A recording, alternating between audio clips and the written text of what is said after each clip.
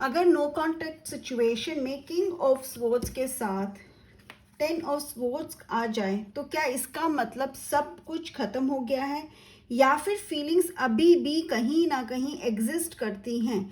चलिए इस powerful combination को समझते हैं। Hello everyone, hope you all are doing great. और ये टैरो कॉम्बिनेशन मुझसे पूछा है कमेंट में जयम 5754 ने। जयम जी का है कि 10 ऑफ स्वॉर्ड्स के साथ, ठीक है, अगर ये कार्ड आ जाए नो कॉन्टेक्ट में तो क्या मतलब है, ठीक है। तो ये काफी इंटेंस मतलब होता है। तो इट इज लाइक कि किंग ऑफ स्वॉर्ड्स एक ऐसे पर्सन को दिखाता है,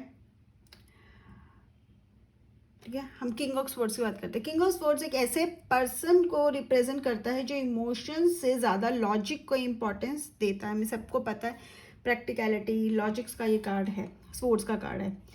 ये कार्ड इम्पल्सिव एक्शंस या इमोशनल मैसेजेस को का नहीं है, प्लीज़ ये आपको याद रखना है।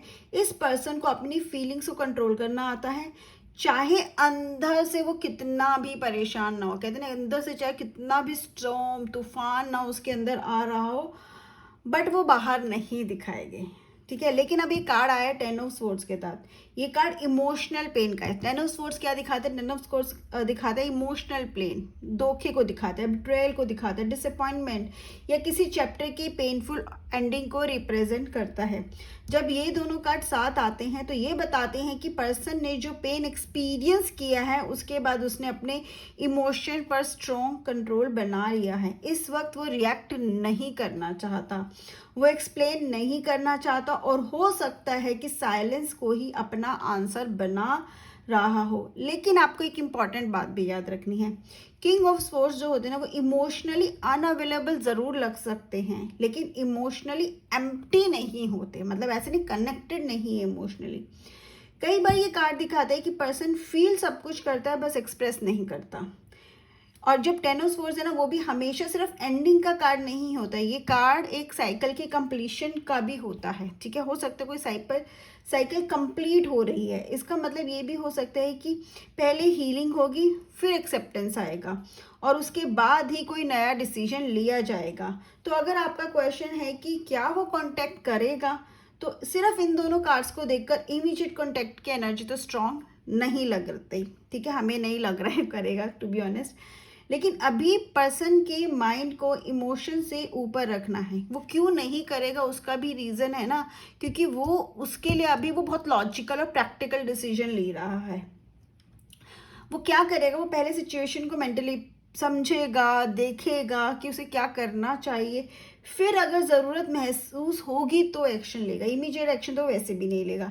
इसलिए सराउंडिंग कार्ड्स अगर आप स्प्रेड यूज़ कर रहे हो तो बहुत इंपॉर्टेंट होते हैं। फॉर एग्जांपल अगर इसी में साथ में कार्ड आ जाता जजमेंट का या फिर 6 ऑफ कप्स का या फिर एस ऑफ कप्स का, तो रिकॉन्सिलेशन या फ्यूचर कम्युनिकेशन की पॉसिबिलिटी ज़्यादा दिखती वहाँ पर, ठीक है।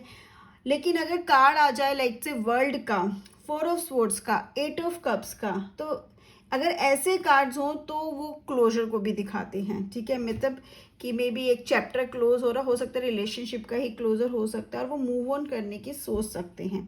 तो एंड में आई वुड लाइक टू से कि जो किंग ऑफ स्वॉर्ड्स और 10 ऑफ स्वॉर्ड्स जब कार्ड आता है तो हमें ये सिखाता है कि हर साइलेंस फीलिंग्स की कमी की वजह से नहीं होता। कभी कभी इंसान इतना हर्ट हो जाता है, उसको इतना बुरा लगता है, इतना पेन में होता है कि वो इमोशंस को वर्ड्स की जगह मतलब वो कुछ बोलने की जगह ना अपने आप को साइलेंस के पीछे हाइड कर लेता है, अपने वर्ड्स को कहाँ छुपा लेता है, साइलेंस के पीछे छुपा देता है। तो इस कॉम्बिनेशन को हमेशा सराउंडिंग कार्ड्स और रीडिंग के कॉन्टेक्स्ट के साथ ही इंटरप्रेट करना चाहिए, ठीक है। सो आई होप आपका क्वेश्चन का आंसर आपको मिला होगा। सिर्फ इन 2 कार्ड्स में मैं आपको पहले भी बता चुकी हूँ कि ज़्यादा चांसेस नहीं लिखते क्योंकि वो बहुत ज़्यादा हर्ट है और बहुत प्रैक्टिकल हो रहा है इस टाइम पे, वो नहीं करेगा आपको, राइट। अगर सिंपल किंग ऑफ स्वॉर्ड्स भी आता है ना तो भी है कि वो कॉन्टैक्ट अभी नहीं करेगा, एक्शन नहीं लेगा वो, क्योंकि वो बहुत प्रैक्टिकल हो गया। उसको लगेगा जो चीज़ मेरे लिए सही है या जिस चीज़ से उसको दोबारा दुख ना हो वो करने की सोचेगा, राइट। सो अगर आपके भी दिमाग में कोई क्वेश्चन है, कोई और क्वेश्चन है, किसी का और कोई ऐसा क्वेश्चन है टैरो से रिलेटेड, कॉम्बिनेशन से रिलेटेड, किसी और डेक से related, please let me know in the comment section. Bye bye, have a great day, take care.